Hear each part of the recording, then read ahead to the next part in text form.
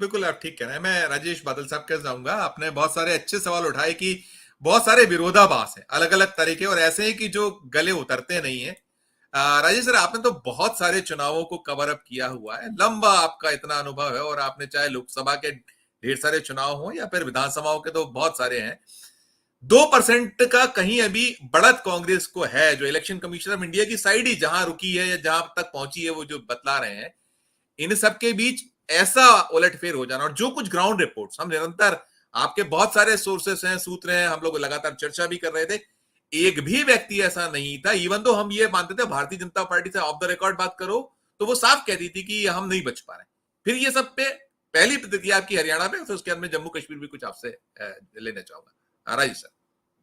देखिए संजीव जी, दो तीन बातें हैं। अभी 12:19 हुआ है, जी। तो 4 बजते बजते 5 एक सीटों पर मुझे लगता है कि उलटफेर अभी और हो सकता है, क्योंकि जैसा अभी सूचनाएं आ रही थी कि जो अंतर है जीत का या जो मार्जिन है वो बहुत थोड़ा है। तो अगर ऐसी स्थिति है तो मुझे लगता है कि 5 घंटे में काफी चीजें बदल जाएंगी। दूसरी चीज ये कि मैं पहले ही दिन से जहां जहां भी हरियाणा के मामलों में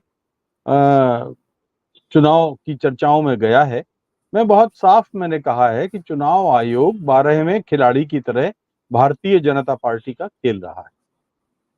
तो चुनाव आयोग जब एक एक्स्ट्रा प्लेयर की तरह खेल रहा है तो प्रतिपक्ष का दायित्व बन जाता है कि उसको इस तरह से नजर और निगाह रखनी चाहिए।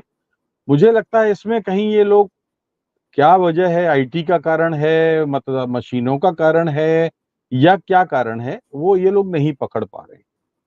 तीसरी बात मैं आपको बताऊं, हरियाणा के संदर्भ में बात कर रहा हूं अभी, कि भारतीय जनता पार्टी का ये चरित्र आपने देखा होगा कि जब भी वो चुनाव में सरकार बनाती है तो वो अपने कामों के कारण नहीं, बल्कि प्रतिपक्षी दलों में, उनके वोट बैंक में, उनके नेताओं के जरिए सेंध लगा के वो हासिल करती है, जीत हासिल करती है, या उनको जिस तरीके से भी प्रभावित करने की कोशिश करती है। भारतीय जनता पार्टी अपने काम के आधार पर नहीं करती।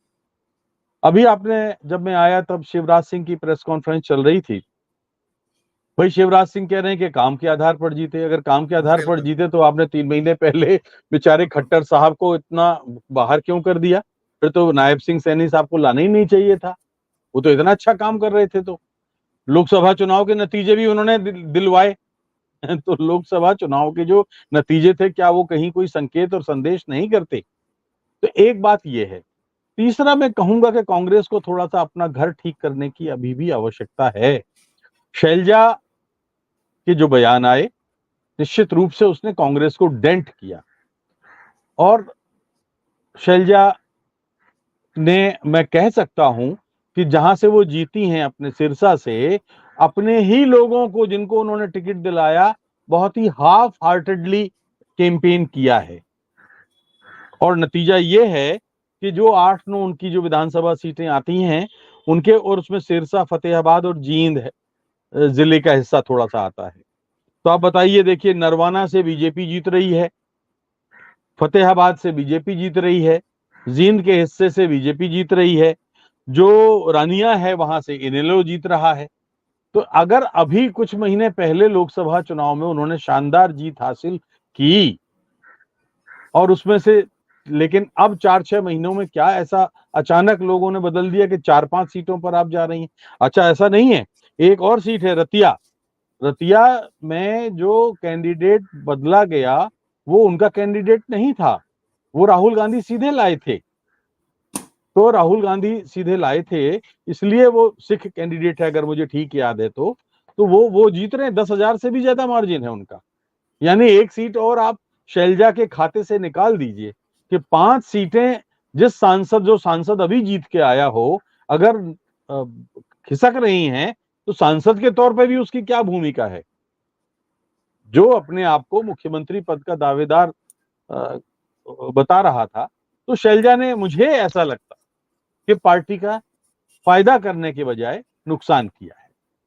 और अगर मिस्टर तंवर को, अशोक तंवर शायद, जिनको जी हाँ। शैलजा ने हराया था शायद लोकसभा चुनाव में, अगर तंवर को नहीं लाए होते तो शायद और भी फर्क पड़ता।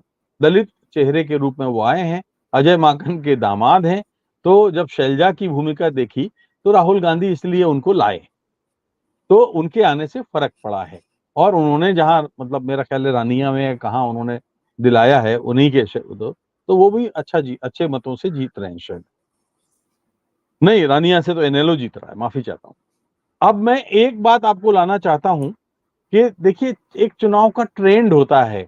हरियाणा में संजीव भाई आपको देखना होगा, भारतीय जनता पार्टी के प्रत्याशियों का जीत का ट्रेंड देखिए और कांग्रेस के जीत, जो मतदाताओं का एक मूड है, मिजाज है। हो सकता है हम लोगों की विश्लेषण गलत हो, लेकिन मतदाता का जो मूड है वो गलत नहीं होता। ये तो स्पष्ट तौर पर लिखा हुआ था कि कांग्रेस पार्टी साफ बहुमत के साथ आ रही है। अब जरा कुछ आंकड़े मैं आपको इसलिए दिखा दूं कि भारतीय जनता पार्टी के प्रत्याशियों की रुझान या जो अभी डिक्लेयर तो हुए नहीं है, तो जो नहीं हुए बढ़त जी। है वो देख लीजिए। और मैं बताता हूं, मुलाना से पूजा 10,808 वोट से आगे, जगाधरी से अकरम 15,489 वोट से आगे, गोला से देवेंद्र 14,288 वोट से आगे, हुड्डा से गढ़ी सांपला जो है 46,578 वोट से हुड्डा आगे, महम से बलराम दांगी 17,000 वोट से आगे, बेरी से रघुवीर है 23,808 मतों से आगे हैं।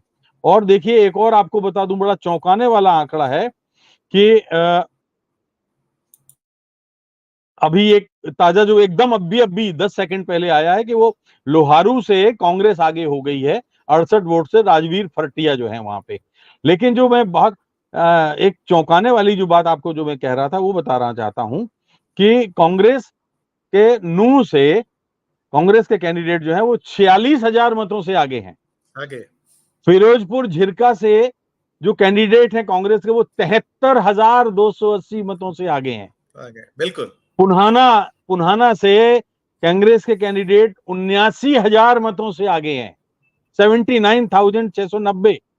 तो ये कुछ उदाहरण मैं आपको दे रहा हूं इसलिए कि जो मार्जिन है, अभी 12 बजे हैं और 80 हजार वोटों की बढ़त बनाए हुए हैं। तो इसका मतलब ये है कि हरियाणा में आंधी किस तरह से चल रही थी, और इस आंधी को चुनाव आयोग ने 12वें खिलाड़ी के रूप में, क्यों कांग्रेस चुनाव आयोग पर सवाल नहीं उठाती, ये मेरे समझ से परे है। ईवीएम का खेल नहीं पकड़ पा रहे हैं अलग बात है, लेकिन कुछ तो है जिससे जो जो प्रतिपक्षी दल पकड़ नहीं पा रहे हैं। अन्यथा माहौल, मूड, मिजाज मैंने आपको ये हरियाणा के बता दिए कि जहां 46,000, 80,000, 75,000, 50,000 ऐसे वोटों से आगे हों, तो आप दूसरी तरफ बीजेपी भी देख लीजिए, 5-7 हजार से लेकर 10-12-14 हजार है। तो ये मैं कहना चाह रहा हूं कि हरियाणा में मुझे नहीं लगता कि कोई अप्रत्याशित आंकड़े आए हैं। 4-5 सीटें भी हो सकता है बढ़े, लेकिन कांग्रेस को बहुत अलर्ट रहना पड़ेगा शाम तक, जब तक नतीजे डिक्लेयर ना हो जाएं। अन्यथा शैलजा का उदाहरण मैंने आपको बताया, किससे तू जंग छेड़ता, कुछ और से तो देख, है दुश्मनों की फौज तेरे घर में छिपी हुई। तो बहुत सारी एनालिसिस है जो मैं इस वक्त अभी नहीं करना चाहूंगा, लेकिन हम सब जानते हैं। जी बिल्कुल, राजीव भाई आपने बिल्कुल सही कहा कि